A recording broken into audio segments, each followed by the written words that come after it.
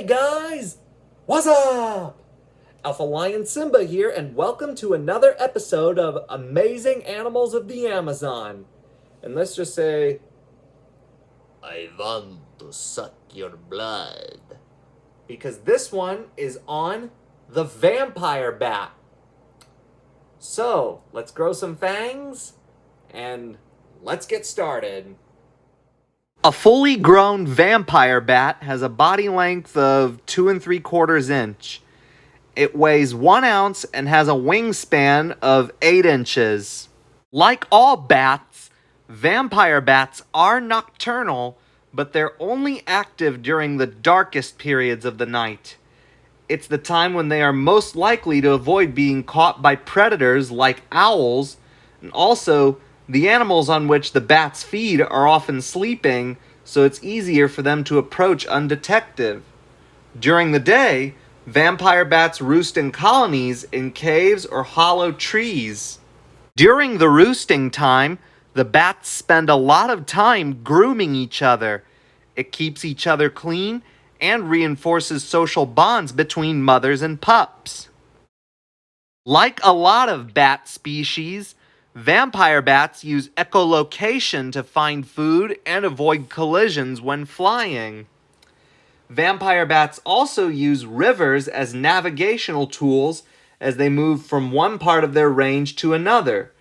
The rivers are easier to follow than wooded routes, and cattle often graze in pastures near the water. And of course, as their name implies, vampire bats do feed on the blood of animals, but mostly domestic animals like pigs, cows, and horses. And they rarely bite humans. When the bat finds a host animal, it uses a heat sensory organ in its nose to find a warm part of the body. Then it chooses a fleshy area like the shoulder or neck, where blood vessels are closer to the skin's surface. Then, using their chisel-like incisor teeth, the bat makes a small cut in the animal's skin. Vampire bats don't actually suck blood.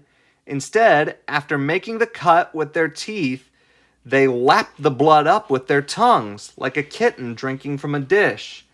Chemicals in the bat's saliva keep the blood flowing for the 2 to 3 minutes that the bat feeds. Often, 2 or 3 bats will feed from the same wound. For the most part, the host animal suffers no ill effects from the loss of blood, but if too many bats feed on the same animal, it may be severely weakened. And it is true that vampire bats sometimes carry rabies. A vampire bat usually has about 1 pup at a time. The pup is initially born blind, and it's carried by its mother for the first few days of its life. Its eyes open after a week, and it takes its first flight when it is 3 weeks old. Vampire bats usually live for up to 9 years in the wild, but they can live to be nearly 20 years old in zoos. The vampire bat is currently listed as least concern on the IUCN Red List, but it does have problems with man. Because it can transmit rabies to livestock and man, farmers have attempted to control the bats. They have their cattle injected with anticoagulants. They don't hurt the cows, but it will cause internal bleeding on the feeding bats.